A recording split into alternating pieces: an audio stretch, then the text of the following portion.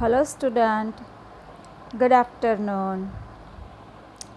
हमने आगे चैप्टर 3 में समझदार नहीं चैप्टर को समझा। अब आगे उसकी एक्सरसाइज है जो मैं आपको अभी करवा रही हूँ। पहले है शब्दार्थ।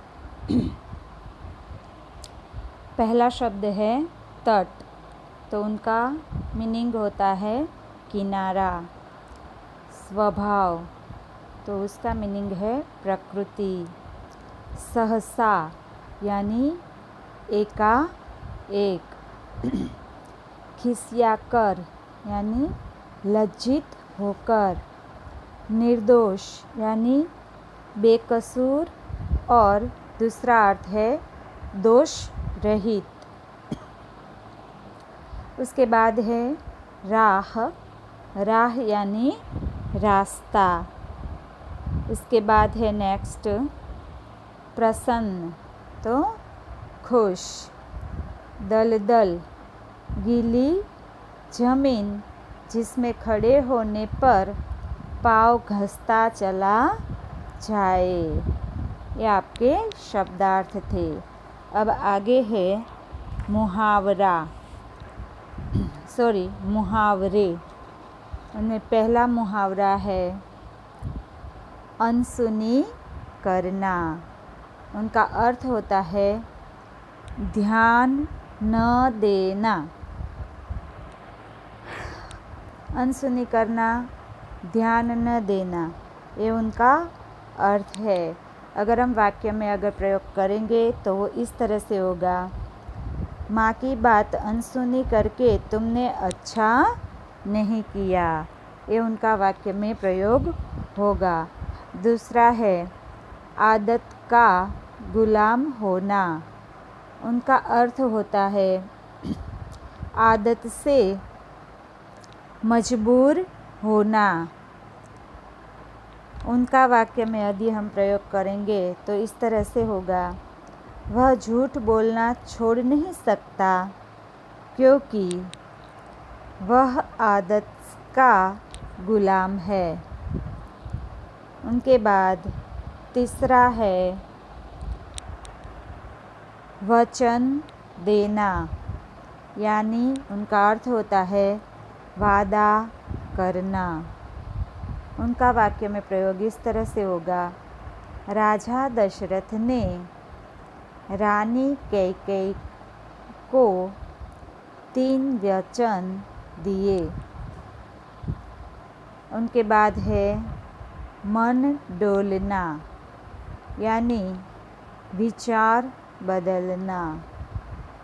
उनका अर्थ है विचार बदलना और वाक्य में प्रयोग उनका इस तरह से होगा, डॉक्टर ने मना किया था फिर भी मिठाई देखकर मेरा मन डोल गया।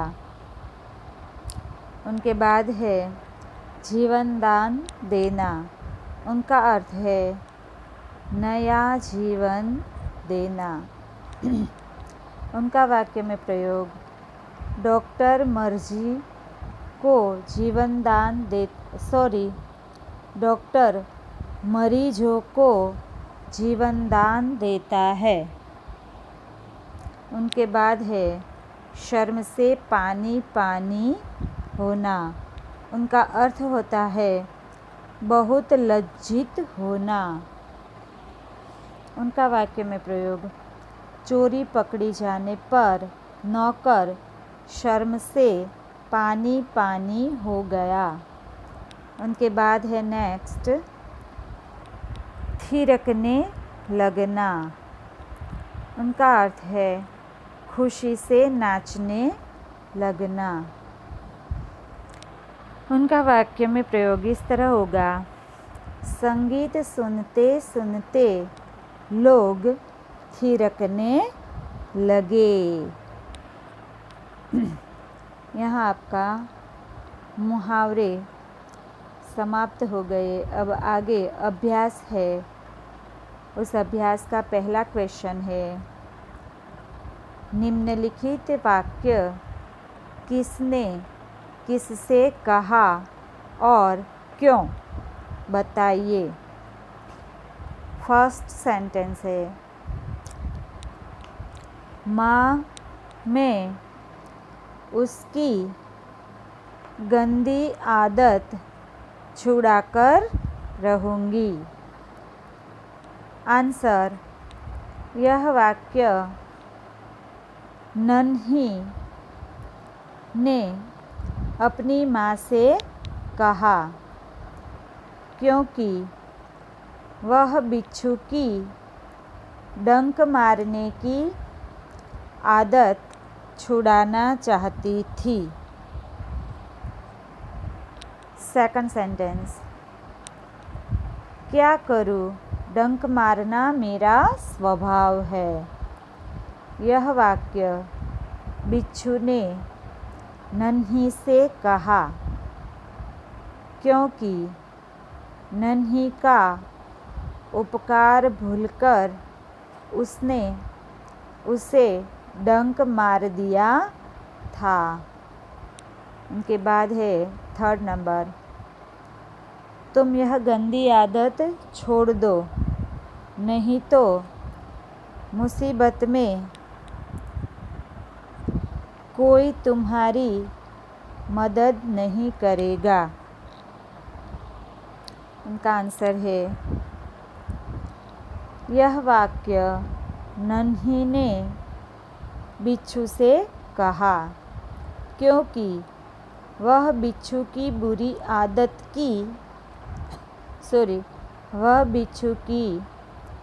आदत के बारे में उसे चेतावनी देना चाहती थी। 4 नंबर, भलाई करना मेरा स्वभाव है। आंसर, यह वाक्य नन्ही ने बिच्छू से कहा क्योंकि बिच्छू के विश्वासघात को भूलकर उसने उसकी मदद की थी। 5th सेंटेंस, मैं वचन देता हूँ कि अब मैं किसी निर्दोष जीव को डंक नहीं मारूंगा। आंसर, यह वाक्य बिच्छू ने नन्ही से कहा क्योंकि नन्ही से विश्वासघात करने पर उसे बहुत पछतावा हुआ था। ये आपके प्रश्न पहले के 5 सेंटेंस हो गए। उनके बाद है क्वेश्चन नंबर 2। क्वेश्चन है, यदि तुम नन्ही की जगह होते तो बिच्छू के साथ कैसा बर्ताव करते, सोचकर कहिए।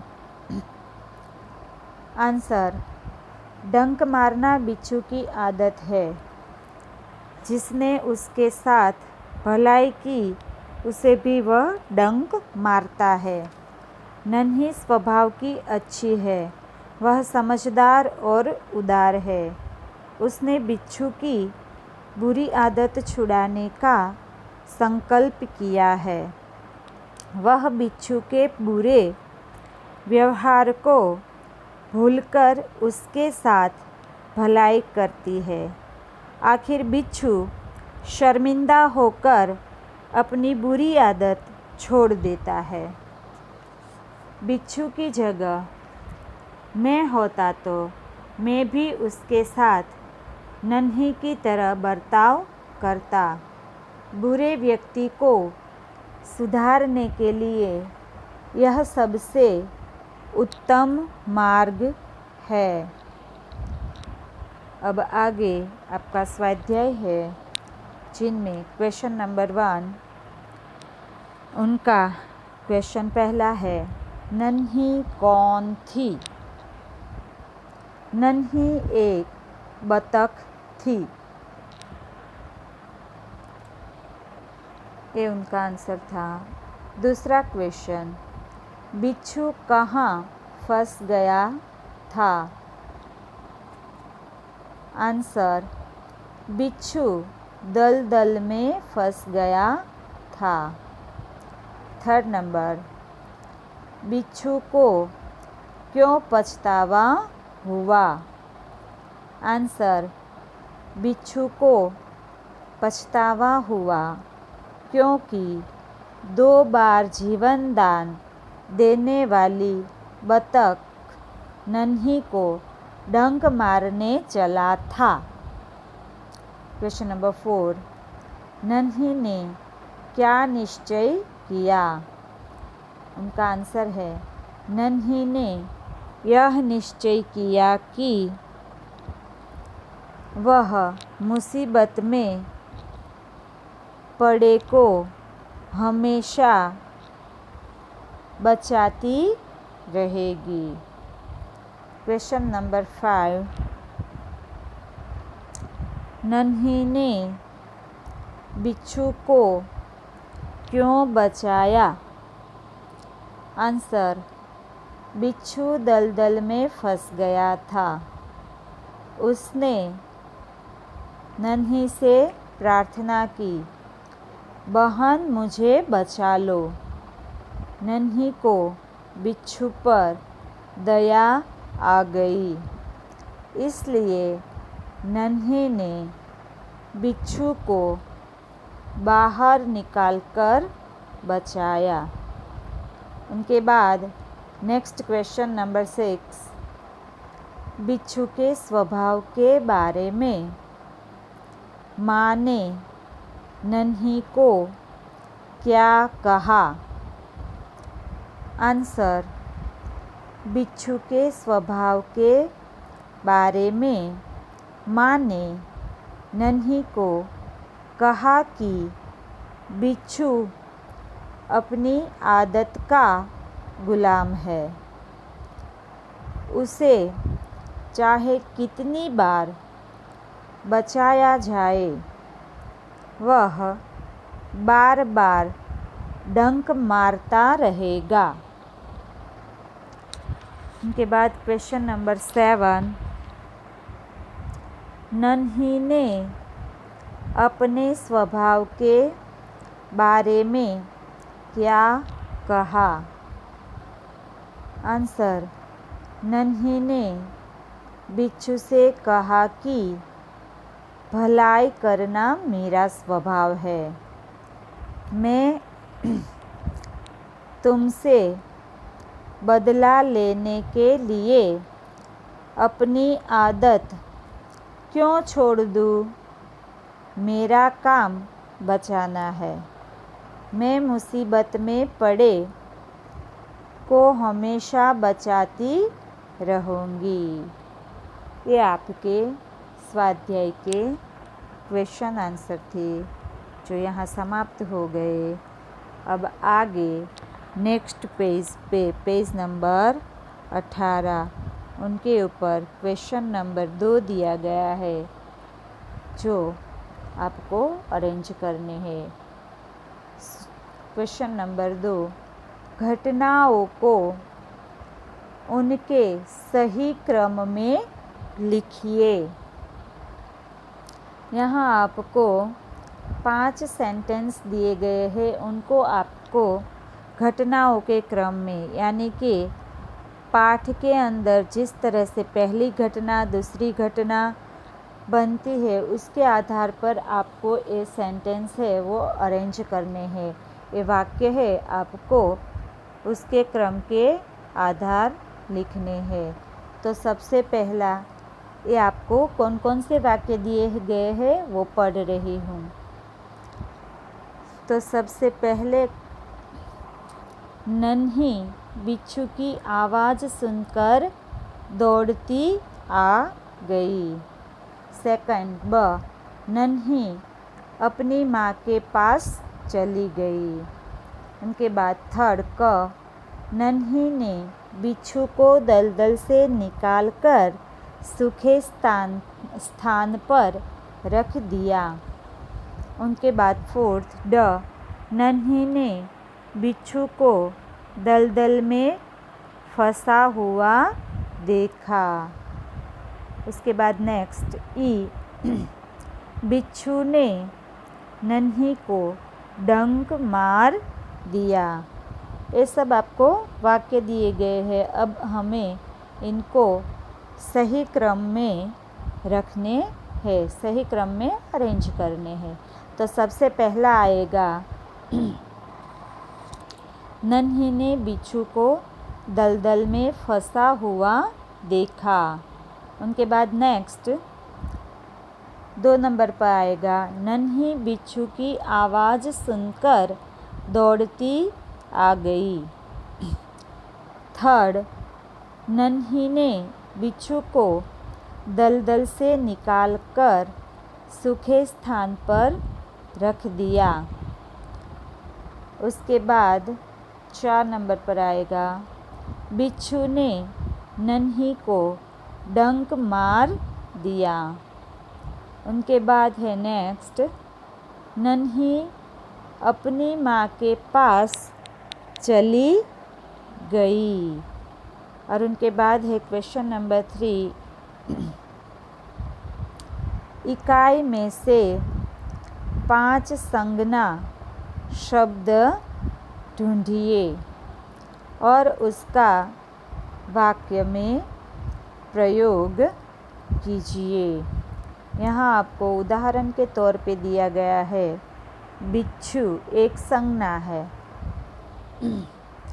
और उनका वाक्य है, बिच्छू दलदल में फंस गया था। इस तरह से आपको इस इकाई में से और भी कुछ शब्द ढूंढने हैं और उनके वाक्य में प्रयोग करने हैं।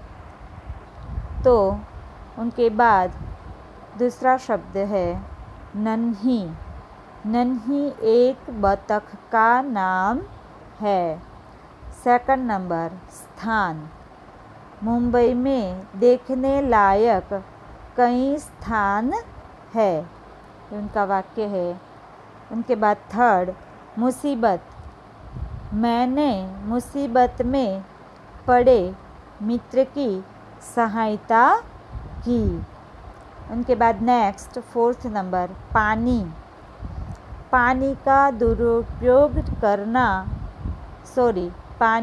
दुरुपयोग नहीं करना चाहिए। नेक्स्ट 5 नंबर, आदत। सुबह जल्दी उठना अच्छी आदत है। ये आपका क्वेश्चन नंबर 3। अब है क्वेश्चन नंबर 4, इकाई में प्रयुक्त मुहावरों में से किन्हीं 3 मुहावरों को रेखांकित कीजिए और उनका अर्थ देकर वाक्य में प्रयोग कीजिए। आगे हमने जो मुहावरे किए हैं, इन मुहावरों के आधार पर आपको कोई भी 3 जो मुहावरे हैं वो 3 मुहावरे लिखने हैं और उनका अर्थ देकर वाक्य में प्रयोग भी करना है। मैंने आपको आगे सारे 7 के 7 मुहावरे करवाए हैं। उनमें से आपको कोई भी 3 मुहावरे यहाँ पर करने हैं। आपकी नोट में नोट डाउन करना है इसे। ये सारे आपकी एक्सरसाइज आपको करनी है। क्वेश्चन नंबर 5, निम्नलिखित शब्दों के समानार्थी शब्द खोजकर उनका वाक्य में प्रयोग कीजिए। वाक्य में प्रयोग करके लिखिए। उदाहरण के तौर पर आपको यहाँ दिया गया है नदी, तो उसका समानार्थी शब्द होता है सरिता। उनके साथ उनका वाक्य दिया गया है। वाक्य इस तरह से है, ये हिल गया था। इस तरह से वाक्य है, नर्मदा गुजरात की सबसे बड़ी सरिता है। ऐसे ही नीचे और शब्द दिए गए हैं। उन शब्दों को ध्यान में रख के उसके समानार्थी शब्द देकर आपको उनके वाक्य बनाने हैं। तो पहला शब्द है स्थान। तो स्थान का समानार्थी शब्द होता है जगह, जगह।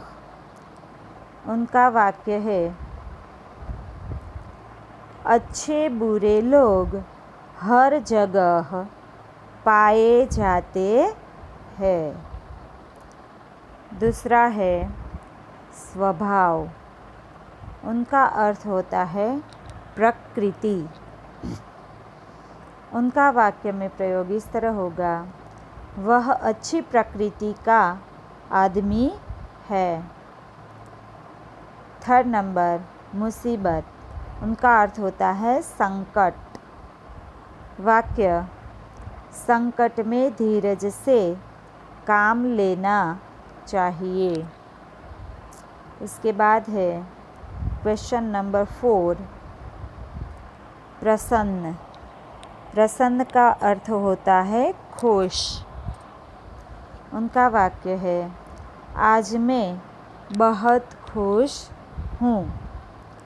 उनके बाद क्वेश्चन नंबर 5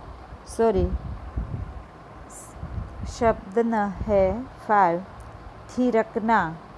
तो उनका अर्थ होता है नाचना। उनका वाक्य, वर्षा के बादल देखकर मोर नाचने लगे। ये सारे आपके समानार्थी शब्द थे। अब आगे पेज नंबर 19 पे है, ये तीसरा जो पेज है वो, उनके ऊपर आपको कुछ शब्द दिए गए हैं। उन शब्दों को आपको शब्दकोश के क्रम में लिखने हैं। तो निम्नलिखित शब्दों को शब्दकोश के क्रम में लिखिए। ये क्वेश्चन नंबर 6 है। पहला शब्द है बिच्छू, दूसरा है नदी, तीसरा है शैतानी, चौथा है डंक और पांचवा है मुसीबत। तो इन सब को हमें शब्दकोश के क्रम में रखने हैं। तो सबसे पहला शब्द आएगा डंक, उसके बाद आएगा नदी, उसके बाद बिच्छू, उनके बाद मुसीबत और लास्ट में आएगा शैतानी। ये आपके सारे शब्दकोश के शब्दों को हमने अरेंज कर दिया है। आज का वीडियो आपका यहाँ तक रहेगा। अगला क्वेश्चन नंबर 7 हम अगले वीडियो में करेंगे। ठीक है बच्चों? Okay, thank you.